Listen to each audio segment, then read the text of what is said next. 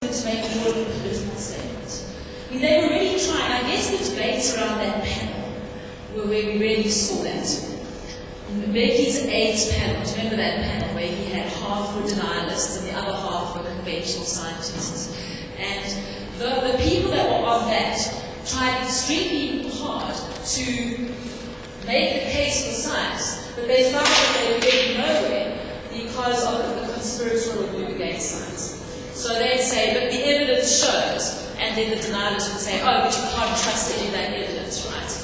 We know the truth. This is just a conspiracy from the pharmaceutical industry to present bad statistics. But they were still trying to be like scientists, to put the reasonable voice forward. And at the time, they thought that that was the right thing to do. But interestingly, many years later, when people, including myself, tried to estimate the number of people who died because of Mbeki's questioning science, Nature, which is a big scientific magazine, actually chastised the scientists in South Africa for even participating in that panel. They said you shouldn't have even tried to argue against it. You should have just refused, and you should have been much more political. So it's an open question, actually. But to be fair on the scientists, they use reason and evidence, and that's their first port of call. It's only really recently when, after many years of arguing, that the scientists have realized that you can't argue against somebody if they don't trust the evidence that you're giving them. And I think that's just been a long, hard battle. I think it's difficult for scientists to have learned that. So maybe that's to excuse them a little bit. I guess what I'm pushing at, and just make a quick comment before perhaps putting another question to you, is that AIDS denialism became incredibly destructive in our society, as you document. You point out that, I'm not sure if you mentioned this just now, but there's a peer-reviewed article you cited that this shows that the delay in providing antiretroviral treatment caused 330,000 deaths. Brazil, for example, introduced antiretroviral treatment in 1996, the moment it was heralded as a medical breakthrough. We, by early 1994, did not have one single person on antiretroviral treatment in the public health sector 8 years after Brazil. So it clearly took very deep roots, not necessarily within society, but certainly the political clout. I want to come back to the political issue in a few minutes that was given, made it not just a quaint, harmless thing. It made it a terribly destructive thing, and something that we are actually still paying the price of, because it wasn't just about the people who died as a result of not getting treatment. It was about the people who were infected with HIV, because we were having silly debates about whether HIV existed at the time when the epidemic, the rate of new infections was peaking. And I guess I'm probing this question because for me, one of the things your book raises is what are the levels of responsibility of different stakeholders and different players? Are scientists really just about science? Are doctors and clinicians really just about being doctors and clinicians, and they must keep out of the politics? And perhaps Judge Cameron will comment on this in a few minutes. But let me make this real for you, because I don't think denialism is gone entirely. As we stand here today, the Gauteng health service is collapsing, literally falling apart. The public health service. There are not drugs, there are not gauzes, there are not syringes in certain places. There are even people are being fed by gifts of the givers at certain hospitals. And the people who work in this university, the clinicians who have joint posts with the Department of Health, are fairly mute about the crisis. And what does that say to us? I'm trying to ask in a sense, what are you saying in your book about the responsibility that comes with the identification of this type of problem?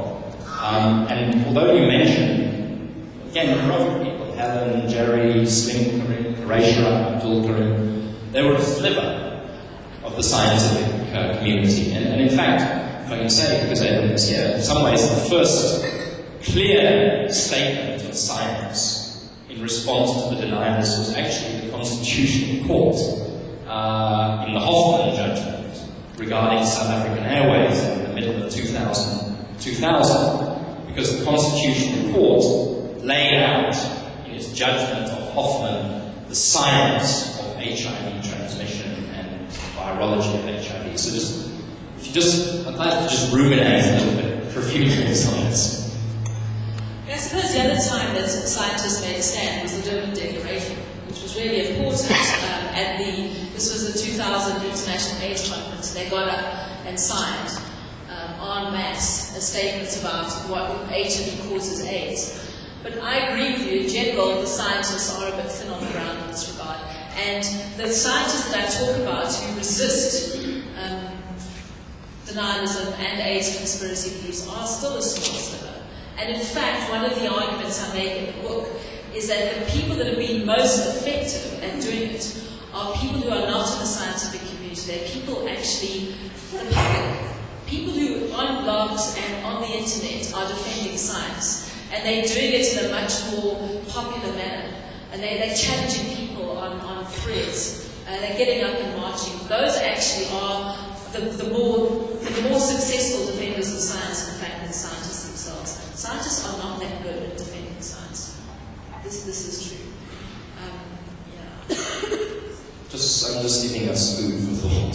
So, I think the last question that I want to ask, and then after that I'd like to just open our discussion up a little bit, is, you are a political economist. Is that a correct description? Yes. Do you think that the politics that permitted the AIDS denialism, the AIDS conspiracy that you described, do you think that the politics has changed? Is the politics of 2012 different from the politics of 1999 that opened the floodgates to this thing? Have we learned a lesson as a political economist that will prevent this type of thing happening again? I don't think it'll ever happen again with AIDS. I think that's history, but denialism, scientific denialism, and denialism takes more than one form. Do you think the politics is fundamentally different? I think the politics is fundamentally different in the sense that we're not fighting over the science. The politics is much more politically economic. Are we actually getting resources in the right places? So we've got really good policies on paper. The problem is, of course, marijuana running out of supplies, that kind of thing. So there's still a terrible need, an urgent need for activism, but it's a more difficult set of activism. I think it was easier in the old days to mobilize. You could mobilize clearly. There was a set of bad ideas. You could attack that. You could pull together scientists and academics. Now it's much harder. It's about health systems. The drugs are running out at different rates. You've got to deal with fiscal federalism, what's happening in the Eastern Cape compared to KwaZulu-Natal. A much harder set of challenges. But it's very different in politics, but it certainly isn't. It isn't over. The struggle is just different. But I guess to just carry on with your previous question a bit, you said who's accountable? The book really holds accountable the leaders. So it's again another look at the way in which Manto and Shabalala in particular took ideas, bad ideas, and put them into the public domain and defended them, particular conspiracy theories. And so part of what I do is trace why is it that ideas, sometimes they originate from America, sometimes from India, they travel across the world really fast, causing local variants. So I discuss the different variants in America and South Africa. For South Africa, for example, what Manto Shabalala was saying about HIV being invented by the CIA. That came from a particular strand of American thinking. And so I hold her really accountable because what I find horrifying is that the young people in my survey, they were actually at school when all of this was happening. They still remember all those things and it still matters in terms of their decisions about whether to use condoms or not. So I think the role of people in taking bad ideas and pushing them into society, that's one of the other legacies. It's not just a legacy of denialism, it's a legacy of bad ideas where science is pushed to the side. Yeah. I mean, maybe it's a flaw of the book that I focus too much on the leaders and not enough on the scientists. But that's really what I look at. Perhaps that's something that we can, invite some discussion on in a minute. In some ways, I agree with you, but in some ways, I differ as well. It's hard to find as an innate denialist these days as isn't finding a supporter of apartheid. And yet, Becky, Mantu Shapla, Alan Suman and company were allowed to do what they did by the party. And I was revising this. I looked at something in the Constitution. Section 96(2)(b) of the Constitution says that members of the Cabinet and deputy ministers may not act in any way that is inconsistent with their office or expose themselves to any situation involving the risk of a conflict between their official responsibilities and private interests. And I think that in Mbeki, AIDS denialism was very much about his private interests, but it was allowed to become an official government policy position.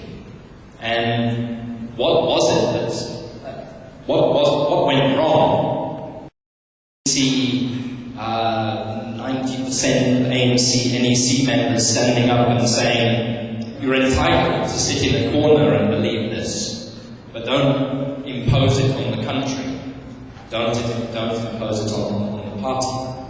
And that's, in some ways, this is where we can open up, but I'll ask you to comment on it. It's where I remain fearful, because I don't think that the preferring of personal interests by high-level politicians and the meekness of the party to challenge, to stand up for the Constitution, for science, has changed. I think that in the conduct of Jacob Zuma, the politics of the president, there's a high degree of personal interest that is infecting state policy. And in many ways it's giving rise to a new denialism. It may not be an AIDS denialism, but take education. Limpopo has no textbooks. 6 months into the year.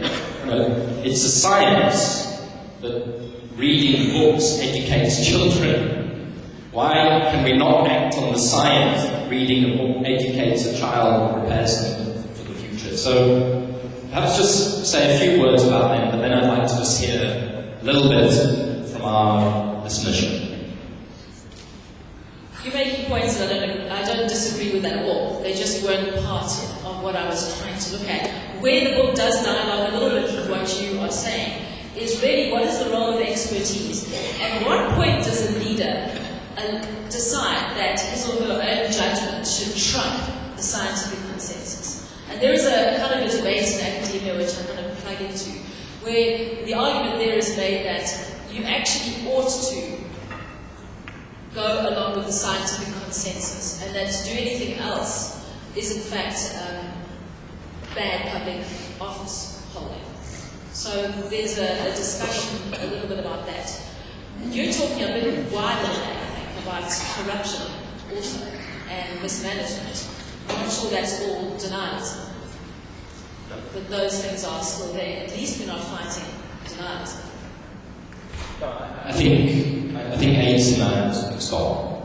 I think perhaps that's something people can speak, but we have 2 million people in South Africa receiving antiretroviral treatment. As you said, challenges now is how do you sustain a health system that keeps 2 million people on antiretroviral treatment when it can't give bacterial antibiotics for bacterial meningitis at the hospital 2 kilometers down the road. We're entering, in many respects, into a very uncharted territory, new era of AIDS. And you think that the scientists should be standing, and the clinicians should be standing up again and better than they did in the past? I'm just saying that... I agree with you on that. Your book tells a tale. I'm saying that tale there were social conditions, political conditions that allowed that tale to unfold, and we have to look at those social and political conditions because that tale will play out again in some fashion or another, and I think that's why it's very salutary and very, very important book, because it shows the destructive consequences. 330,000 preventable deaths, and nobody held accountable for it. Nobody held accountable for it. Anthony Brink, who you mentioned in your book, Peter Maritzburg advocate, he had his 5 minutes of destructive glory, but why is he in prison? But I don't think that these ideas came out of a structural context only. I think there's good reasons why the structural context might make people suspicious of science, and then why a lot of people bought into some of what Tobo and Becky were saying.